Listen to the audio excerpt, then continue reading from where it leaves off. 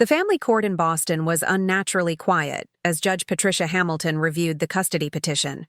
At the plaintiff's table sat Victoria Reed, 32 years old, dressed in a conservative navy suit, her hands folded neatly on the polished wood. Beside her sat her attorney and her 4-year-old daughter Emma, who was staying with Victoria's mother during the proceedings. At the defense table sat Victoria's twin sister, Vanessa Reed, wearing an almost identical navy suit. She looked like Victoria's mirror image. Same dark hair pulled into a professional bun, same hazel eyes, same sharp cheekbones. But where Victoria sat calm and composed, Vanessa's jaw was tight with barely controlled anger. "This is a custody hearing regarding Emma Reed, age 4. Judge Hamilton began. "Ms. Vanessa Reed, you are petitioning for full custody of your niece, claiming that your sister Victoria is an unfit parent. Ms. Victoria Reed, you are contesting this petition and seeking to maintain primary custody. Is that correct?" Both sisters nodded. "Very well. Ms. Reed, Vanessa, your attorney may present your case." Vanessa's attorney, a sharp-eyed woman named Caroline Foster, stood and began laying out the argument. Vanessa had been Emma's primary caregiver for the past 2 years, while Victoria worked long hours as a corporate lawyer. Vanessa had given up her own career in marketing to help raise her niece. She'd been there for every doctor's appointment, every school event, every bedtime. Victoria, the attorney argued, was absent, unavailable, prioritizing her career over her daughter. "Ms. Reed, Vanessa, has documented evidence of her sister's neglect," Caroline said, presenting schedules showing Victoria's 70-hour work weeks, Emma's daycare records showing Vanessa as the primary pickup contact, text messages where Victoria asked Vanessa to cover for her just one more time.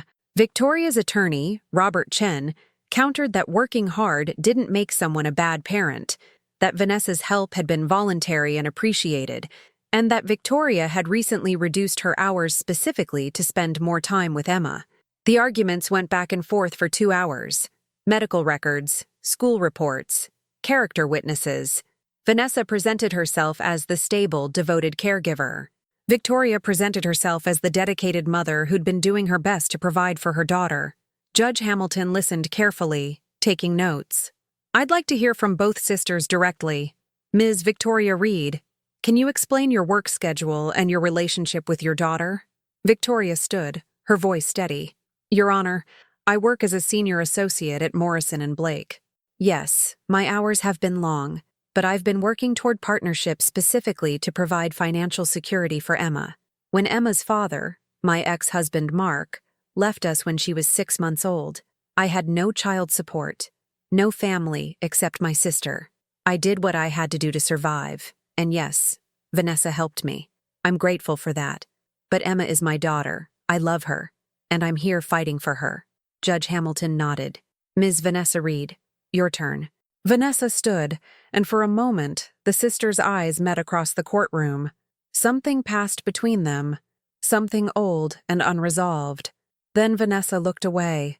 "Your Honor, I love my niece like she's my own daughter. For 2 years, I've been the one who made her breakfast, who braided her hair, who read her bedtime stories. Victoria was always too busy, too tired, too stressed. Emma started calling me Mama Nessa because I was the one who was actually there. I'm not trying to take Emma away from her mother out of spite. I'm trying to protect a little girl who deserves better than an absent parent." "Your Honor," Victoria's attorney interjected, "if I may, there's an important context missing from Ms. Vanessa Reed's testimony. The reason she became so involved in Emma's care wasn't purely altruistic. There's a history between these sisters that's relevant to this case." Judge Hamilton looked intrigued. "Explain." Robert Chen glanced at Victoria, who nodded almost imperceptibly. "Your Honor, Vanessa Reed has been in love with Victoria's ex-husband Mark for over a decade. Long before Victoria and Mark got married, Vanessa was dating him. They were together for 3 years. Then Mark left her for Victoria." The courtroom went silent. All eyes turned to Vanessa, whose face had gone pale. "That's not—" Vanessa started. "Is this true?" Judge Hamilton asked sharply. Vanessa's attorney stood quickly. "Your Honor, ancient history about the sisters' love lives is not relevant to—" "It's absolutely relevant," Robert Chen interrupted. Because it speaks to motive. Ms. Vanessa Reed isn't trying to protect Emma. She's trying to punish her sister for a betrayal that happened 10 years ago, and she's using this custody petition to do it. That's a lie, Vanessa's voice cracked. I would never use Emma like that. Then explain, Victoria said quietly, standing up despite her attorney's hand on her arm. Explain why you've been so eager to take my daughter. Explain why you never forgave me for Mark.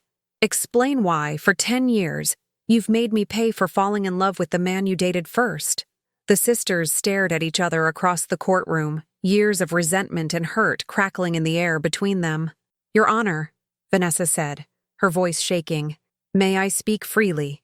Judge Hamilton nodded. Please do. Vanessa took a deep breath. It's true that Mark and I dated first. It's true that when he left me for Victoria, I was devastated.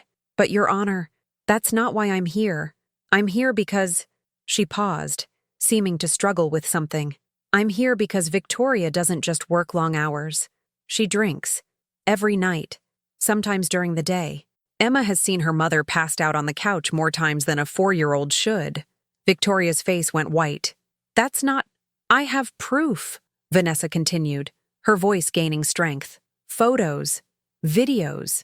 Text messages where Victoria asked me to lie to Emma about why Mommy was sleeping at 3 in the afternoon. Victoria, I've been covering for you for 2 years, protecting Emma from seeing the worst of it. But I can't do it anymore. Emma deserves better. Robert Chen stood immediately. Your Honor, this is a completely unsubstantiated… I have the evidence right here, Caroline Foster said, pulling out a thick folder. Photos of Ms. Victoria Reed intoxicated while supposedly caring for her daughter. Text messages confirming the alcoholism. A statement from Emma's pediatrician expressing concern about the child's home environment. Judge Hamilton's expression hardened. Ms. Victoria Reed, is this true? The courtroom waited. Victoria stood frozen, her face a mask of shock and betrayal. She looked at her sister, her twin, her mirror image, the person who'd known her since before they were born, and saw in Vanessa's eyes both triumph and genuine anguish. Victoria's voice broke. I've been struggling. After Mark left, after becoming a single mother, after trying to do everything alone. Yes, I drink sometimes. To cope, to sleep, but I would never endanger Emma. You drove her to daycare drunk 3 weeks ago, Vanessa said quietly. I know because I saw you. I followed you to make sure Emma got there safely, and then I drove her home myself. You don't even remember, do you? Victoria sank into her chair, and in that moment, everyone in the courtroom could see it was true. But Vanessa wasn't finished. She turned to the judge, and when she spoke again, her voice was cold, with a decade of buried rage. Your Honor, there's something else. Something Victoria never told anyone, not even Mark. The reason Mark left me for Victoria wasn't just because they fell in love. It's because Victoria lied to him. Vanessa, don't, Victoria whispered. 10 years ago, when Mark and I were together, we were happy. We were planning to get engaged. Then Victoria told him I'd cheated on him with his best friend. She showed him fake text messages, created fake evidence, made him believe I'd betrayed him. Mark broke up with me without even giving me a chance to defend myself, and 3 months later, he and Victoria were together. The courtroom erupted. Judge Hamilton banged her gavel. Order! Victoria stood, tears streaming down her face. That's not how it happened. Then how did it happen? Vanessa demanded. Tell them, Victoria. Tell them how you stole my boyfriend by destroying my reputation. Tell them how you've been manipulating people your whole life, just like you manipulated me into thinking we were rebuilding our relationship when really you just needed free childcare. I didn't… Victoria stopped, her shoulders sagging. Mark and I, we did fall in love, but you're right. I did show him those messages. I did make him think you'd cheated, because I wanted him, and I knew he'd never leave you unless he thought you'd betrayed him first. The confession hung in the air like a grenade. And Emma? Vanessa asked, her voice breaking. Did Mark ever know that Emma isn't actually his biological daughter? The courtroom went dead silent. Victoria's attorney shot to his feet. Your Honor, this is completely inappropriate. Answer the question, Ms. Reed, Judge Hamilton said, her voice like ice. Victoria looked at her sister, and in that moment, all the lies, all the manipulation, All the secrets of 10 years came crashing down. "No," she whispered. "Mark never knew. Emma's father is David Chen, a colleague from my firm. We had an affair while Mark and I were engaged. When I got pregnant, I told Mark it was his. We got married. And when Emma was 6 months old, Mark found out the truth through a paternity test his mother insisted on. That's why he really left." "Jesus Christ," someone in the gallery whispered. Vanessa stood there, vindicated, but also visibly shaken by her own revelation. She'd spent 2 years raising her niece, loving her, bonding with her, and she'd just destroyed Emma's mother in open court. Judge Hamilton took a long moment before speaking. "This court will recess while I review all evidence presented today. Both sisters will undergo court-ordered psychological evaluations and substance abuse testing. Ms. Victoria Reed, until this court makes a final determination, your daughter will be placed in temporary custody with Ms. Vanessa Reed, supervised by Child Protective Services. We will reconvene in 30 days. As the courtroom cleared, Victoria and Vanessa remained, standing on opposite sides of the room that had just witnessed the complete unraveling of their relationship. "I hope you're happy," Victoria said bitterly. "You finally got your revenge." "This wasn't about revenge," Vanessa said, but her voice lacked conviction. "This was about Emma." "Was it? Or was it about finally making me pay for taking Mark? For being the successful one, the one who always got what she wanted? You've been waiting 10 years for this moment, haven't you?" Vanessa didn't answer, because deep down she wasn't sure anymore. She'd convinced herself she was protecting Emma. But had she also been punishing Victoria? Using her sister's addiction and her niece's welfare as weapons in a decade-old war? As the sisters left the courthouse separately, neither knew that the real battle was just beginning, that the secrets revealed today were only the beginning of a much deeper reckoning, and that the fight for Emma's custody would force them both to confront truths they'd spent 10 years avoiding. The twin bond that had once been unbreakable was now shattered, and neither sister knew if it could ever be repaired, or if they even wanted it to be. 30 days passed like 30 years. Victoria Reed sat in a sparse therapy office in downtown Boston, attending her court-mandated substance abuse treatment for the 4th week in a row. Dr. Malcolm Torres, a therapist specializing in addiction recovery, watched her with patient, knowing eyes as she stared at the floor, unable to meet his gaze. "Tell me about the drinking," Dr. Torres said gently. "When did it start?" "After Mark left," Victoria said, her voice barely above a whisper. "Emma was 6 months old. He'd just found out she wasn't his biological daughter. He packed his things and walked out without even saying goodbye to her. I was alone with a baby, a demanding job, and the knowledge that I'd destroyed my own marriage with lies. And the alcohol helped you cope with those feelings? It helped me sleep. It helped me stop thinking about what I'd done. It helped me function." Victoria finally looked up, her eyes red from weeks of crying. "I know that sounds pathetic. I'm a lawyer. I'm supposed to be smart, logical, in control. But I wasn't. I was drowning." Dr. Torres made notes. "And your sister? Vanessa? When did she become involved in Emma's care?" Victoria's jaw tightened at the mention of her twin. "About 2 years ago. I called her one night when I was too drunk to pick Emma up from daycare. I hadn't spoken to Vanessa in years, not since I'd stolen Mark from her, but I was desperate, and she was the only family I had left. She came, she got Emma, and then she just stayed." "Did you think about why she stayed?" "I thought she'd forgiven me. I thought we were rebuilding our relationship." Victoria laughed bitterly. "I was so stupid. She was collecting evidence, building a case, waiting for the perfect moment to take everything from me." "Is that really what you believe?" Victoria paused, the question catching her off guard. "I don't know what I believe anymore." Meanwhile, across town, Vanessa sat in her own therapy session, also court-mandated, with Dr. Lisa Chen, a family therapist specializing in sibling relationships. Emma was at preschool, giving Vanessa 2 hours to process everything that had exploded in that courtroom. "Do you regret what you revealed?" Dr. Chen asked. "Yes. No, I don't know." Vanessa pulled her knees to her chest, looking younger than her 32 years. "I told myself I was protecting Emma, that Victoria's drinking was dangerous, that Emma needed a stable home, and all of that is true. But, But I also wanted to hurt her. I wanted Victoria to finally pay for what she did to me 10 years ago. I wanted her to know what it feels like to lose everything you love because of someone else's betrayal. Vanessa's voice cracked. Does that make me a terrible person? It makes you human, Dr. Chen said. Hurt people. Hurt people. Your sister betrayed you deeply. She manipulated you, stole your relationship, and lied for a decade. That pain doesn't just disappear because time passes. But Emma, Vanessa whispered. Emma loves her mother. I saw Victoria's face when the judge gave me temporary custody. I destroyed her in front of everyone. And for what? Revenge disguised as concern? Were you genuinely concerned about Emma's safety? Yes, Vanessa said immediately. Victoria was driving drunk with Emma in the car. She was passing out during the day when she should have been caring for her daughter. I have photos of Emma trying to wake her mother up at 3 p.m., crying because she was scared. That's real. That's not revenge. That's a child in danger.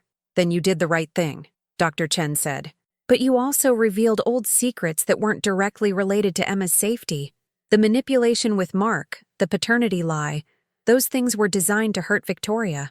Vanessa covered her face with her hands. I know. God, I know.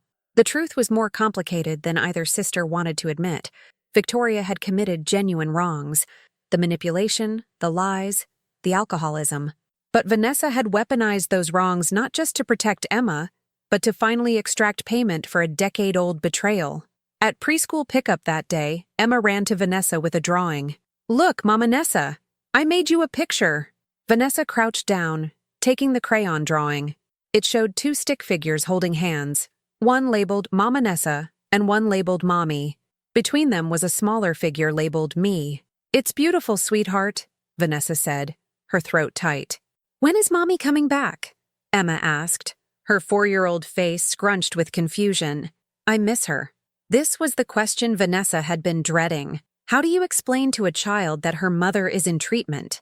That her aunt revealed her mother's secrets in court? That the adults in her life are fighting a war and she's caught in the crossfire? Mommy is working on feeling better, Vanessa said carefully. She misses you so much. She loves you so much.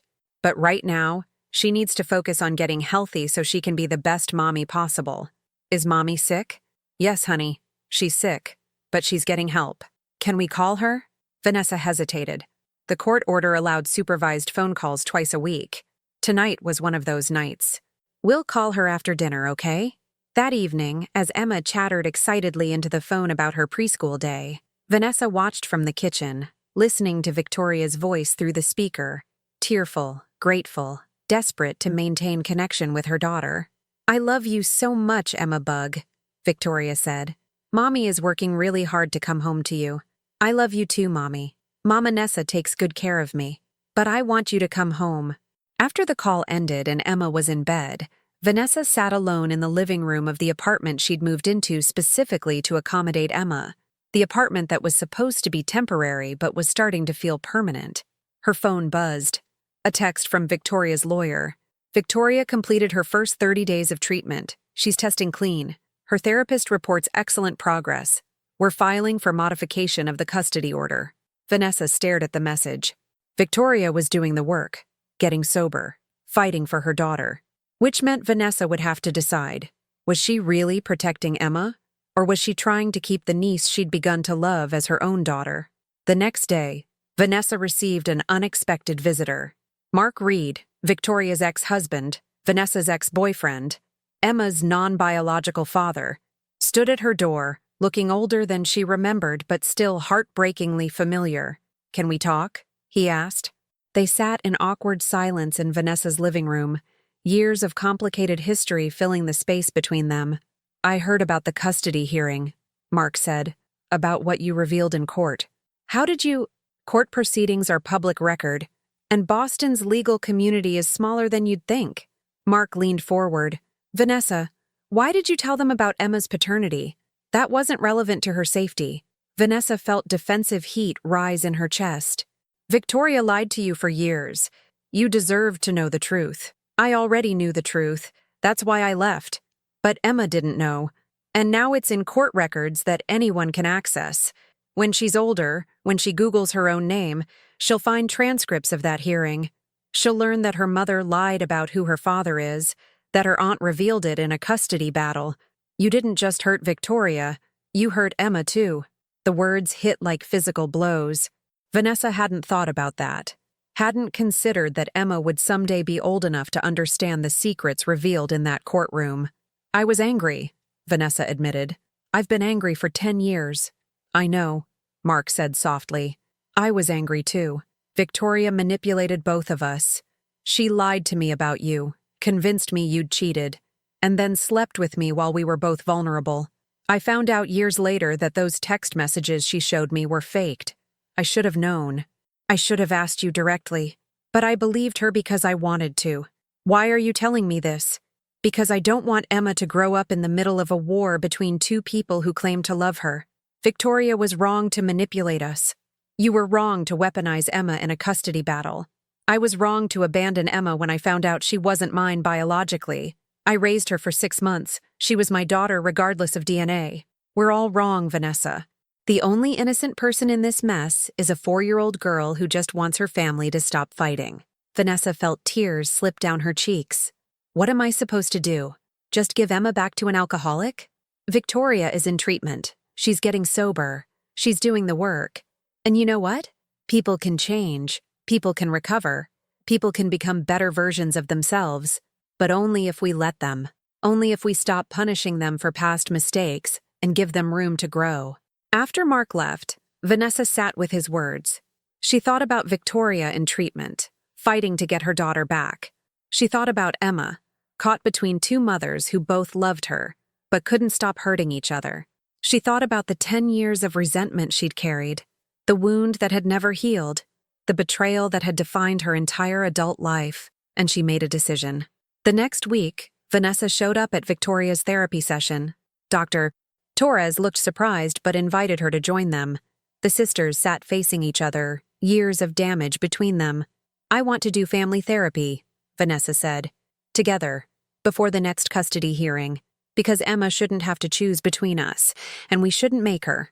Victoria stared at her twin, searching for the trap, the hidden agenda. Why? Because I'm tired, Vanessa said simply. I'm tired of being angry. I'm tired of carrying this grudge. I'm tired of using Emma as a weapon against you. What you did to me 10 years ago was terrible. But what I did in that courtroom was terrible too. We've both hurt each other. We've both made mistakes. And if we don't stop, Emma's the one who'll pay the price. Dr. Torres watched the interaction carefully. Are you both willing to commit to honest, uncomfortable work? To confronting the past and building something new? Both sisters hesitated. Then, simultaneously, they nodded. It wouldn't be easy. Trust didn't rebuild overnight. Wounds this deep didn't heal with a few therapy sessions. But for Emma's sake, and for their own, Victoria and Vanessa were going to try. 3 months after the explosive custody hearing, Victoria and Vanessa sat in Dr. Elena Morrison's office for their weekly joint therapy session. The room was designed to be comfortable, soft lighting, neutral colors, tissues within easy reach. But the tension between the twins made the space feel claustrophobic. Let's start with check-ins, Dr. Morrison said, looking between the identical faces. Victoria, how are you feeling today? 92 days sober, Victoria said, her voice steady but tired. I attend AA meetings daily. I've completed the outpatient program. My supervised visits with Emma are going well. She's happy to see me, even if she's confused about why I can't take her home yet. And emotionally? Victoria's composure cracked slightly. I'm ashamed. Every day I wake up ashamed of what I did. To Mark, to Vanessa, to Emma. The drinking was a symptom of guilt I couldn't face. Now I'm facing it, and it's excruciating. Dr. Morrison nodded. Vanessa, your check-in. I'm exhausted, Vanessa admitted. Emma asks about Victoria constantly. She draws pictures of the 3 of us together. She doesn't understand why we can't all just be a family. And honestly, neither do I anymore. I came into that courtroom so sure I was the good one, the hero protecting my niece. Now I wonder if I was just as manipulative as Victoria ever was. That's an important realization, Dr. Morrison said. Can you both talk about what's making this process so difficult? The sisters looked at each other. decades of shared history and recent wounds passing between them. I can't trust her, Vanessa said bluntly. Every time Victoria says she's changed, every time she promises she's better, I remember all the other times she lied. The fake text messages, the affair with Mark while we were still together, the years of manipulation. How do I know this sobriety is real? How do I know she won't relapse the moment Emma's back in her care? You don't, Victoria said quietly. You can't know. That's what trust requires. Taking a leap of faith without guarantees. And I understand why that's impossible for you after what I did. Then how do we move forward? Vanessa demanded, frustration breaking through her composure. By acknowledging that we both weaponized love, Dr. Morrison interjected.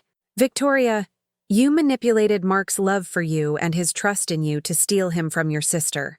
Vanessa, you weaponized Emma's need for care and Victoria's addiction to take custody. Different weapons, same harm. Both of you used the people you loved to hurt each other. The words hung in the air like an indictment. I never thought of it that way, Vanessa whispered. I told myself I was protecting Emma, but I was also punishing Victoria. And I told myself Mark and I were in love, Victoria added. But I manipulated circumstances to make that love happen. I didn't trust that he might choose me naturally. I had to destroy you first to guarantee it. For the first time since the custody hearing, the sisters saw each other clearly, not as villain and victim, but as two wounded people who'd hurt each other in escalating cycles of betrayal. Let's go back to the beginning, Dr. Morrison suggested. When did you two stop being allies and become enemies? The twins were quiet, thinking. Finally, Victoria spoke. We were 16. There was a boy, Jason Mitchell. We both liked him. He asked me to prom, and I said yes without even telling you. You found out from friends. You were devastated. I remember, Vanessa said softly. That was the first time you chose something you wanted over our relationship. Before that, we'd always prioritized each other. We had a twin code. We didn't date anyone the other one liked. But you broke it. And you never forgave me, Victoria realized. That's when the competition started, wasn't it? When we stopped being sisters and started being rivals. You always won, Vanessa said, old bitterness surfacing. You were smarter, prettier, more confident. You got better grades, more scholarships, more job offers. And then you got Mark, the one thing I had that you wanted, and you took him too. I wasn't prettier or smarter, Victoria countered. I was just more willing to do whatever it took to win. I cheated on exams. I lied on applications. I manipulated people. You were always the genuinely talented one, Vanessa. I just faked it better. Vanessa stared at her sister, this revelation recontextualizing their entire history. You cheated? On everything. SATs, finals, the bar exam. I hired people, bought answers, did whatever I had to do to maintain the image of being the successful twin. My entire life has been a fraud. The confession was devastating in its honesty. Victoria was finally dropping every mask, every pretense, every carefully constructed lie. Why are you telling me this? Vanessa asked. Because I can't rebuild trust on more lies. You asked how you can know I've changed. This is how.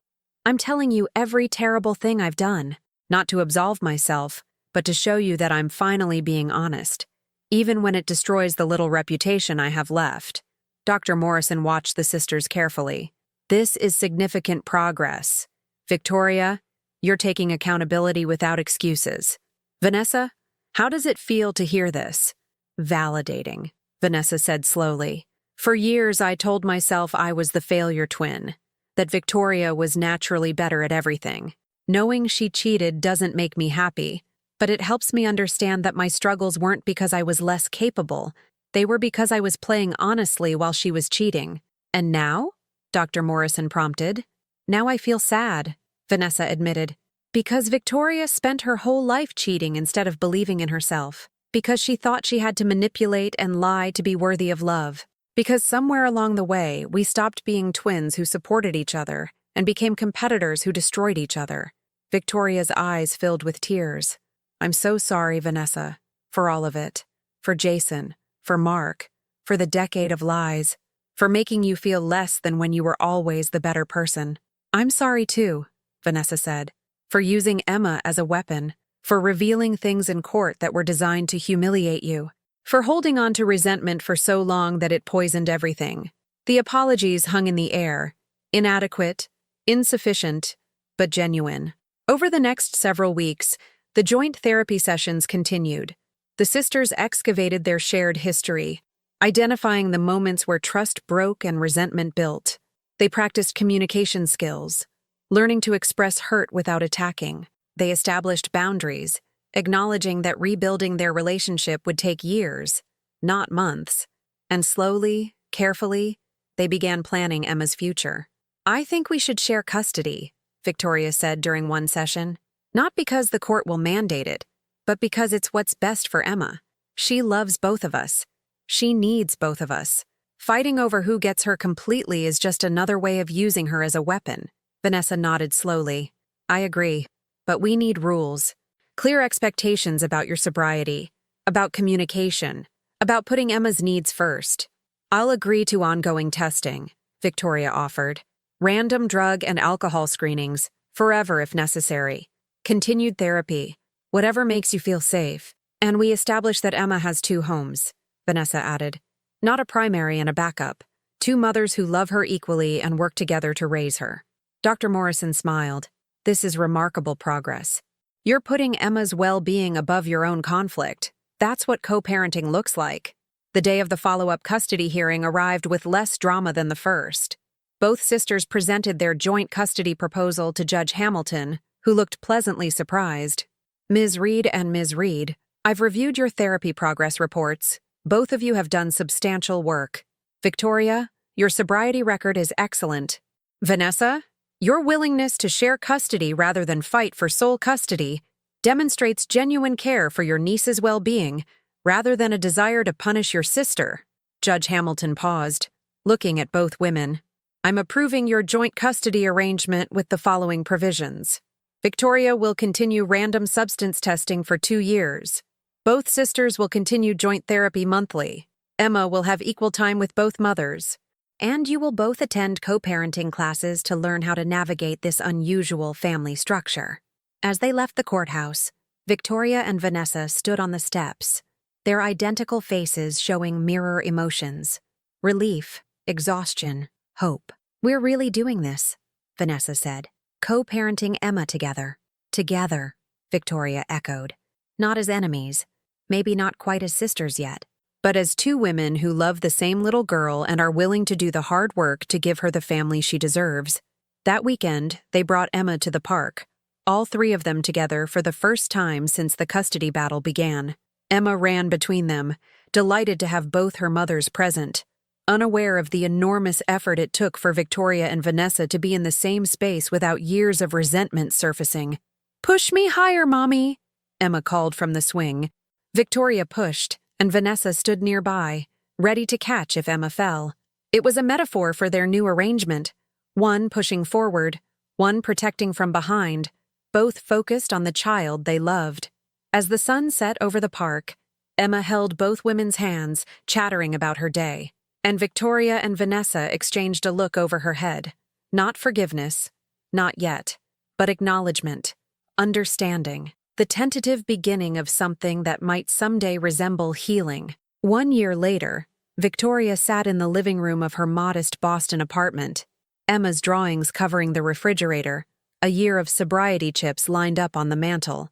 Her phone buzzed with a call from her firm's senior partner. "Victoria, we'd like to offer you the promotion to partner, but it comes with significant travel, probably 2 weeks a month for the first year as we expand into international markets." It was everything she'd worked toward for a decade: partnership, financial security, professional validation. But it was also everything that had destroyed her life before: prioritizing career over Emma, being absent, creating the vacuum that led to her drinking. "Can I think about it?" Victoria asked. "Of course, but we need an answer by Friday." After hanging up, Victoria immediately called Vanessa. Their co-parenting arrangement had been working surprisingly well for a year. Emma thrived with 2 homes, 2 mothers who communicated constantly about schedules, homework, emotions. The sisters had settled into a careful rhythm, not quite friends, not quite healed, but functional and focused on Emma's well-being. I need to talk to you, Victoria said. Can we meet? They met at their usual coffee shop, neutral territory where they'd had countless co-parenting discussions over the past year. As Victoria explained the promotion, she watched Vanessa's face carefully for signs of the old resentment, the accusations that she was prioritizing work over Emma again. But Vanessa surprised her. What do you want to do? I want the promotion. I've earned it. But I'm terrified. Last time I prioritized my career, I became an alcoholic and nearly lost Emma forever. How do I trust myself not to fall back into those patterns? You're not the same person you were a year ago, Vanessa said carefully. You've been sober for 13 months. You've done the work. You go to therapy twice a week, AA meetings daily. You've rebuilt your relationship with Emma. One job promotion isn't going to undo all of that. But the travel, 2 weeks a month, that's a lot of time away from Emma. It is, Vanessa agreed, but it's also an opportunity. And Victoria, you deserve opportunities. You deserve to have a career you're proud of. The difference is, this time you're not doing it alone. I'm here. We share custody. When you travel, Emma's with me. When you're home, you're fully present. That's what co-parenting means. We cover each other. Victoria felt tears prick her eyes. You'd really support this? Even though it means you'd have Emma more often? Yes. Because Emma needs to see her mother succeeding, being proud of herself, building a life that's about more than just recovering from past mistakes. She needs to see that women can have careers and families. And honestly, I need to see it too. I gave up my marketing career to be Emma's full-time caregiver. Maybe it's time I think about going back to work too. The conversation shifted, becoming less about the promotion and more about both sisters reclaiming the parts of themselves they'd sacrificed. Victoria to addiction, and Victoria to caregiving and revenge. What if we both work? Victoria proposed. We coordinate our schedules, hire a part-time nanny for coverage gaps, and both of us get to have professional lives again? That's actually a great idea, Vanessa said slowly. I've been getting emails from my old firm. They've been asking if I'd consider consulting work. I turned them down because I didn't want to disrupt Emma's routine. But if we're both working and covering for each other, then Emma gets to see both her mothers living full lives, Victoria finished. It was a turning point, the moment where the co-parenting arrangement shifted from simply managing past damage to actively building a new future. Victoria accepted the partnership. Vanessa returned to marketing consulting part-time. They hired Mrs. Chen, a warm grandmother type who covered the scheduling gaps and quickly became part of Emma's extended family. The arrangement wasn't perfect. There were scheduling conflicts, miscommunications, moments where old resentments surfaced. But they worked through them. Emma's first day of kindergarten arrived, and both mothers showed up together. Other parents did double takes at the identical twins dropping off the same child. The teacher, Ms. Rodriguez, looked confused until Vanessa explained. We're Emma's moms. We share custody. Yes, we're twins. Yes, it's complicated. But Emma's loved and cared for, and that's what matters. Ms. Rodriguez smiled warmly. Emma's lucky to have two mothers who clearly adore her. But later that week, Emma came home from school upset. The kids asked why I have two moms who look the same. They said it was weird. Tommy said his dad said my family was unnatural. Victoria and Vanessa exchanged looks, the first real challenge to explain their unusual arrangement to a 5-year-old. Emma, sweetheart, Victoria began. Our family is different from other families. But different doesn't mean bad. Different just means unique. Your mommy and I are twins, Vanessa added. We look the same, but we're different people. And we both love you so much that we decided to work together to take care of you. Most kids have one mom and one dad, or one mom, or one dad, or two dads, or two moms. You have two moms who happen to be twins. That makes your family special. But why don't you live together if you're both my moms? Emma asked, the question getting to the heart of the complexity. Victoria took a breath. Because adults sometimes make mistakes. And your mama Nessa and I made some big mistakes with each other before you were born. We hurt each other's feelings really badly. But we're working on being friends again because we both love you. And maybe someday we'll be close enough that we do all live together. But right now, we live separately so we can each give you our best selves. It wasn't the whole truth. They couldn't explain custody battles and courtroom revelations to a 5-year-old. But it was honest enough. "I love having 2 homes," Emma said after thinking.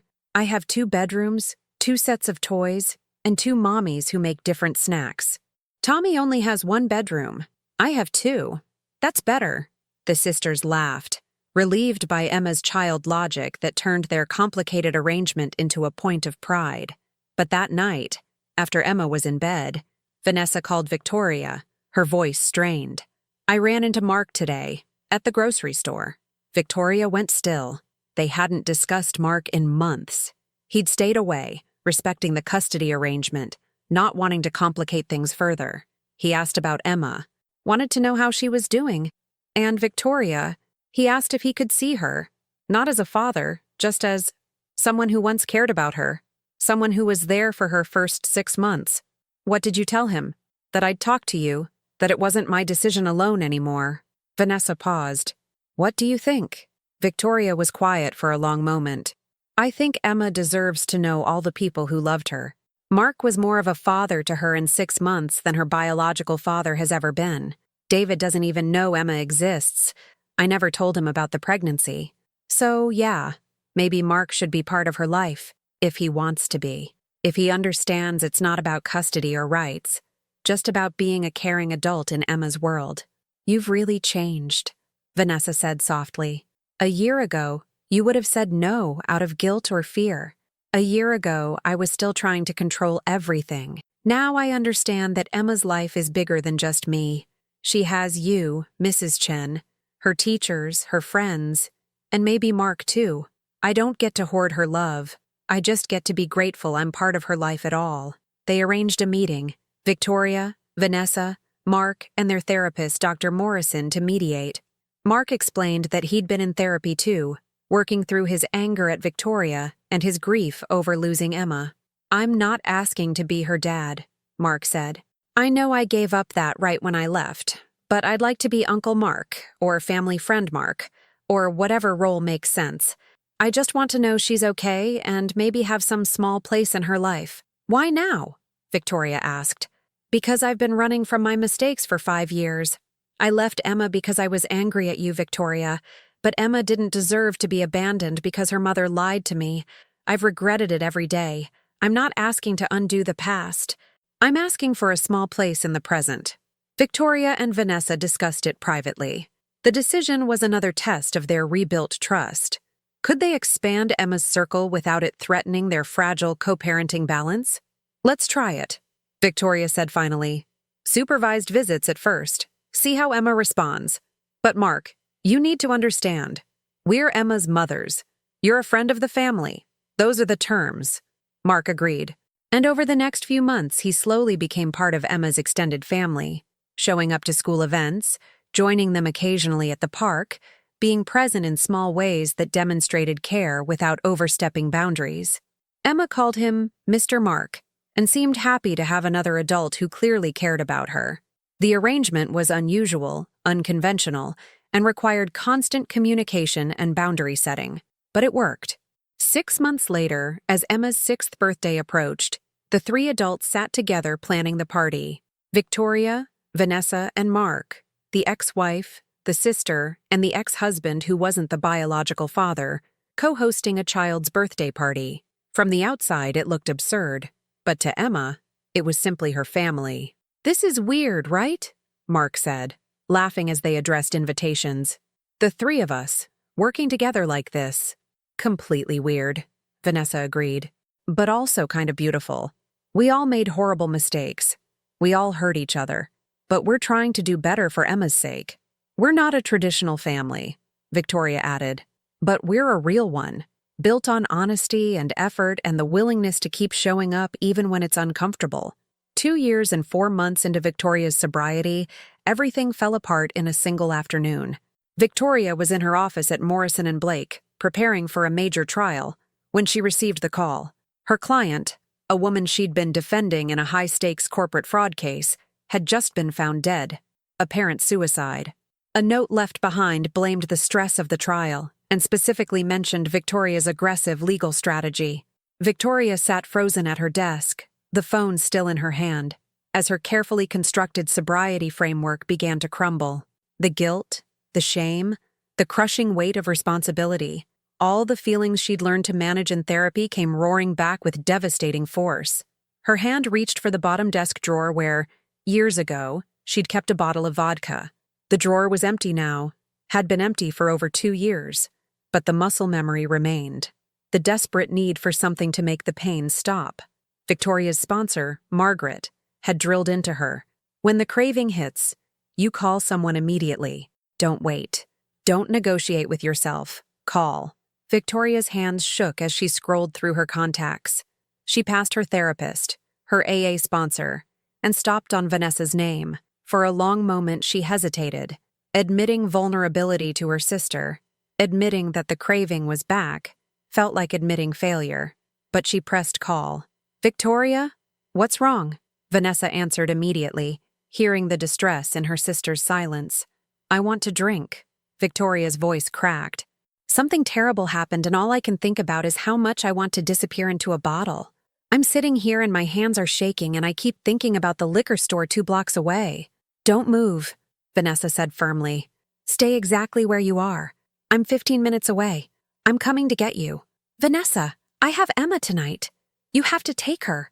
I can't be around her like this. Emma's with Mrs. Chen for 2 more hours.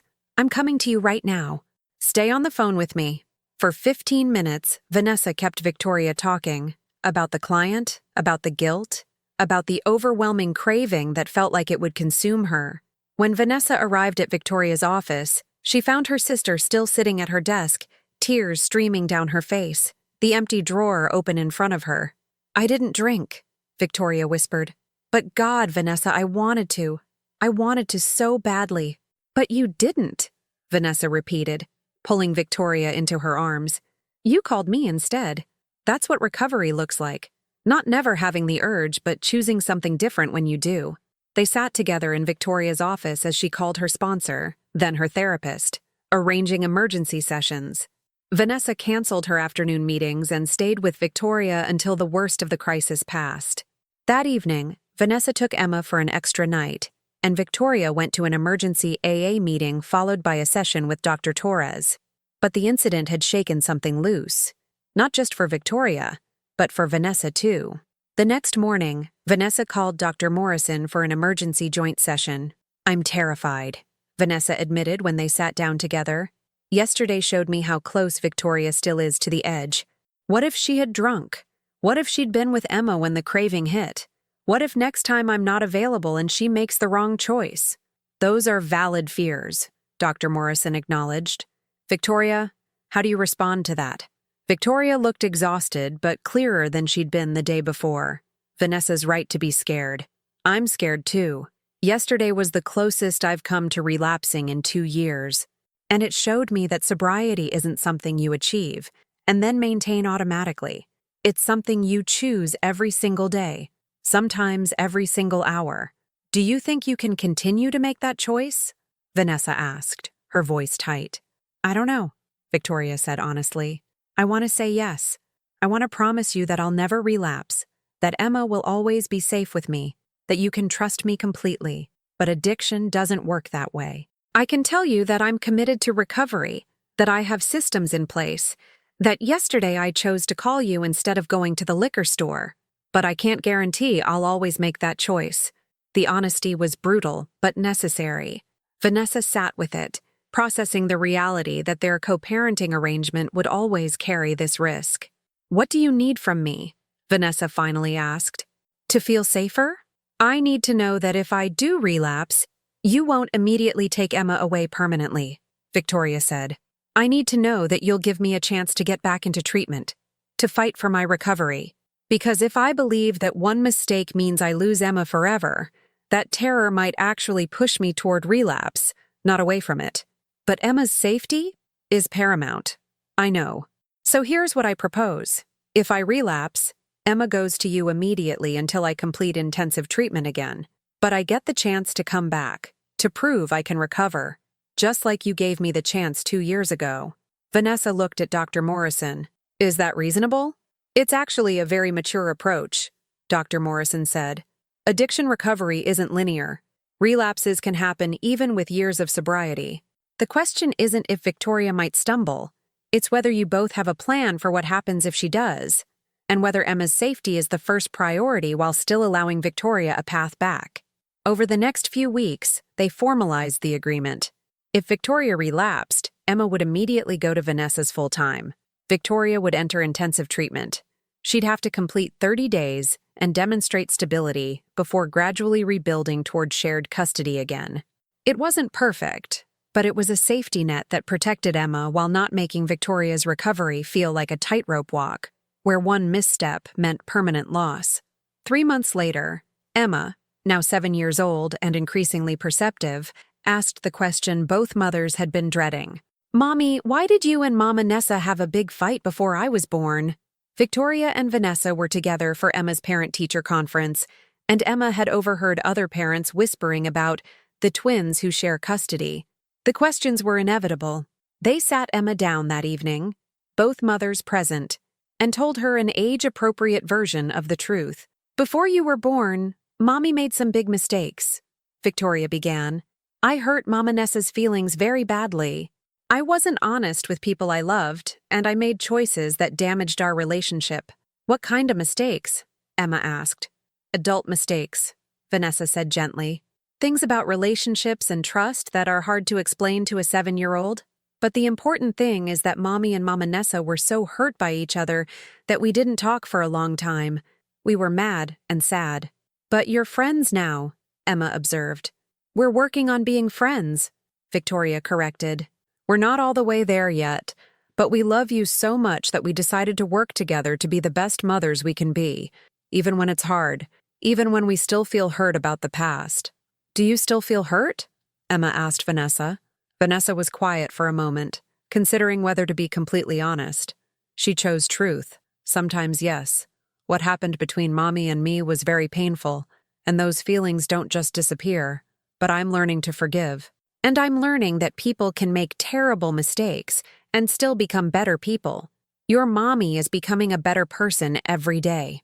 Emma processed this, then asked the question that cut to the heart of everything. "Do you love each other?"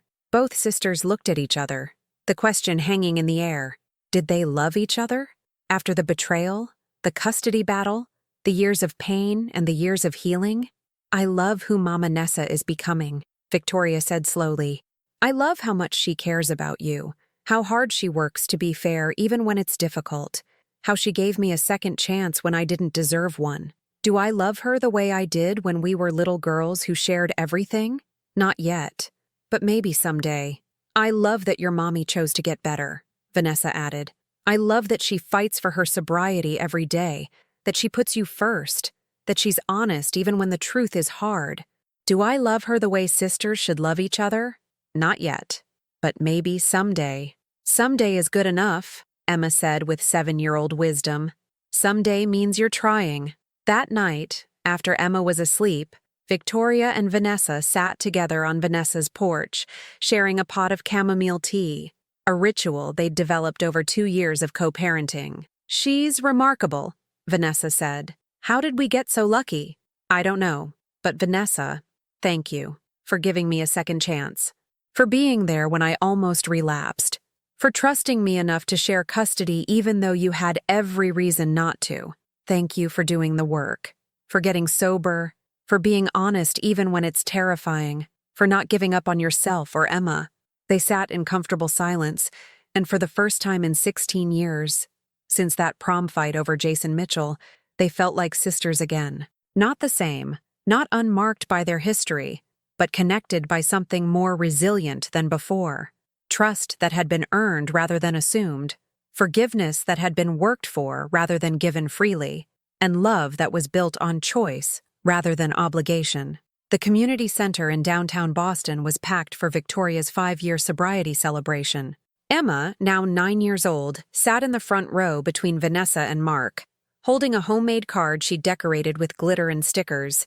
Mrs. Chen sat behind them, dabbing at her eyes with a tissue. Victoria's AA sponsor Margaret stood at the podium, ready to present the 5-year chip. "Recovery is never a solo journey," Margaret said, looking out at the crowd. "It takes a community. And Victoria Reed has built one of the strongest recovery communities I've ever seen. Victoria, would you come up and share your story? Victoria walked to the podium, her hands steady, her eyes clear. She looked out at the faces, her sponsor, her therapist, Dr. Torres, colleagues from Morrison and Blake, AA friends who'd supported her through the darkest days. But her eyes kept returning to the front row, to her daughter and her sister. 5 years ago, I stood in a courtroom and lost everything, Victoria began. My daughter, my reputation, my self-respect. I'd been living a lie for so long that I didn't know who I was anymore. The drinking was just a symptom of a much deeper problem. I didn't believe I was worthy of love or success unless I manipulated, lied, and cheated my way to it. She paused, gathering her thoughts. My sister Vanessa revealed the truth about me in that courtroom. At the time, I thought she was destroying me, but she was actually saving me, because you can't recover from a problem you won't admit exists. Vanessa forced me to face every terrible thing I'd done, the manipulation, the lies, the addiction, and then when I was at my absolute lowest, she gave me a chance to do better. Victoria looked directly at Vanessa, who smiled back with tears in her eyes. We're not just co-parents anymore. We're not just sisters by biology. We're sisters by choice. We chose to do the hard work of forgiveness. We chose to prioritize Emma over our own hurt. We chose to believe that people can change. And that choice has given me a life I never thought I deserved. As Margaret presented the 5-year chip, Emma jumped up and ran to her mother, wrapping her arms around Victoria's waist. I'm so proud of you, Mommy. The room erupted in applause. But the most important moment came after, when Vanessa approached Victoria and pulled her into a tight embrace. We made it, Vanessa whispered. 5 years ago, I didn't think we'd survive. Now look at us. I couldn't have done it without you, Victoria replied. You're the strongest person I know. The celebration continued, but Victoria noticed Vanessa seemed distracted, checking her phone repeatedly with a troubled expression. What's wrong? Victoria asked when they found a quiet corner. Vanessa hesitated, then pulled out her phone. I got an email this morning, from our father. Victoria felt the ground shift beneath her feet. Their father, Richard Reed, had left when they were 8 years old. He'd struggled with alcoholism his entire life, disappearing in and out of rehab facilities, barely maintaining contact. The twins hadn't seen or heard from him in over 20 years. What does he want? Victoria asked, her voice tight. He's sober. 3 years. He's in Boston for a work conference and wants to meet us. He wants to meet Emma. Vanessa looked at her sister. What do we do? This was the conversation they'd avoided for years. How to handle their absent father, whether to let him into Emma's life, whether forgiveness extended to the man who'd modeled the addiction and abandonment patterns that had shaped both their lives. That night, after Emma was asleep, Victoria and Vanessa sat in Victoria's living room, the email open on the laptop between them. Part of me wants to ignore him, Vanessa admitted. He abandoned us. He chose alcohol over his daughters. Why should we give him access to Emma now? But part of you is curious, Victoria said. Part of you wants to know if he really changed, if recovery is actually possible, if people can genuinely become better. Like you did, Vanessa said softly. Like I'm trying to do. I'm not perfect, Vanessa. I still struggle. I still have days where the cravings are strong, but I'm choosing recovery every day. And if Dad is doing the same thing, Victoria trailed off. Then maybe he deserves the same chance you got, Vanessa finished. The chance we gave you. They decided to meet Richard together, without Emma, at a neutral location. 3 days later, they sat across from a man who looked like an older, weathered version of themselves. The same hazel eyes, the same sharp cheekbones, aged by years of addiction and hard living.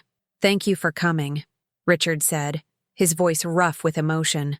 I wasn't sure you would. We're here, Victoria said, but we need you to understand. This isn't automatic forgiveness.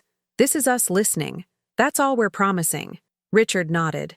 I understand, and I'm grateful for even that much. He pulled out his own sobriety chip. 3 years. I've been working a program in Oregon.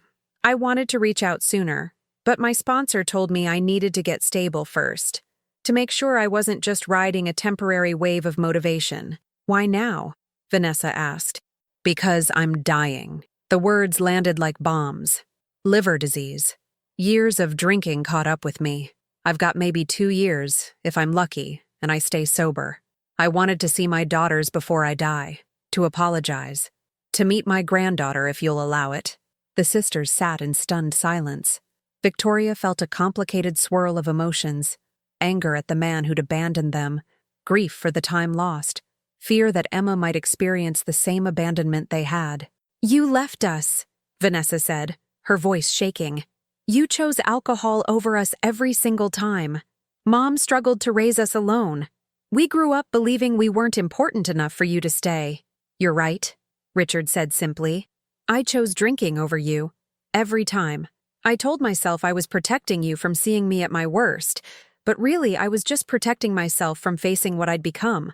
I was a coward and an addict, and my daughters paid the price." "Why should we believe you've changed?" Victoria asked. "Why should we risk letting Emma get attached to you just for you to disappear again? Or worse, to die and traumatize her?" "You shouldn't," Richard said. "I haven't earned your trust. I can't promise I won't relapse. Addiction doesn't work that way. I can't promise I won't die before Emma really gets to know me. All I can promise is that I'm working a program. I'm sober today, and I'd like the chance to make some small amends before I die. Not to be forgiven, just to be honest about my failures, and to let you know that your worth was never the problem. My disease was." Victoria and Vanessa excused themselves to talk privately. They stood in the coffee shop parking lot, both grappling with the decision. "What do you think?" Vanessa asked. "I think he sounds like I sounded 5 years ago," Victoria said. "Broken, honest about his failures, not asking for forgiveness but for a chance.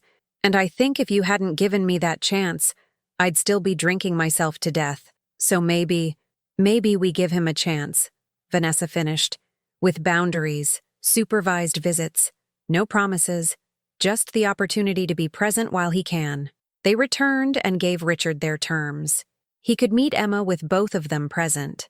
No unsupervised time, no false promises about the future. Just honest interactions where he could be Grandpa Richard, a flawed man trying to do better in the time he had left. 2 weeks later, they introduced Emma to her grandfather at a park. Emma was cautious at first, studying this stranger who looked like an older version of her mother's, but Richard was gentle, patient, asking Emma about school and her interests without overwhelming her. "Did you know your mommies when they were little like me?" Emma asked. "I did," Richard said. "But I wasn't a very good dad to them. I was sick with the same sickness your mommy had, the one that makes people drink too much. I left them, and I've regretted it every day since." "But you're better now?" Emma asked with characteristic directness. "I'm working on being better, just like your mommy."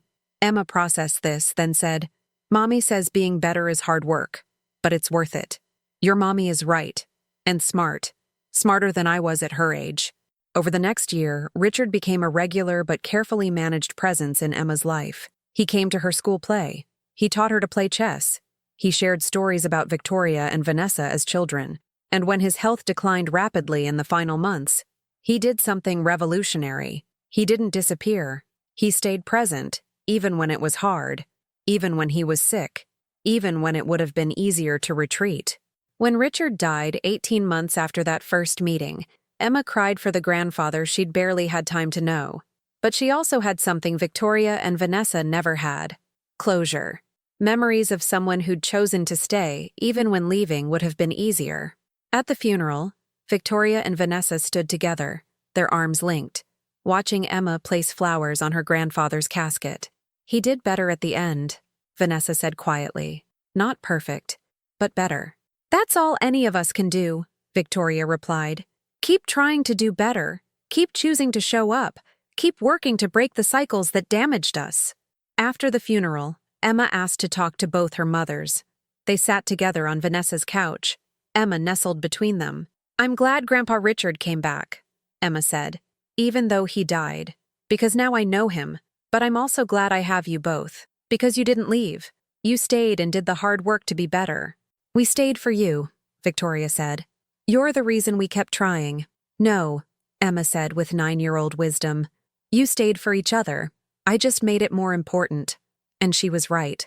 The co-parenting arrangement, The joint therapy, the 5 years of hard conversations and boundary setting and forgiveness work, all of it had been for Emma. But it had also been for each other. Two sisters who'd spent years as enemies choosing to become allies, then friends, and finally, sisters again. 5 years after the custody hearing that had exposed every secret, destroyed every facade, and forced both women to confront their worst selves, Victoria and Vanessa stood in a place neither had imagined possible. Genuine healing. "We should celebrate," Vanessa said. 5 years since the hearing. 5 years since we started doing this work. "What do you want to do?" Victoria asked.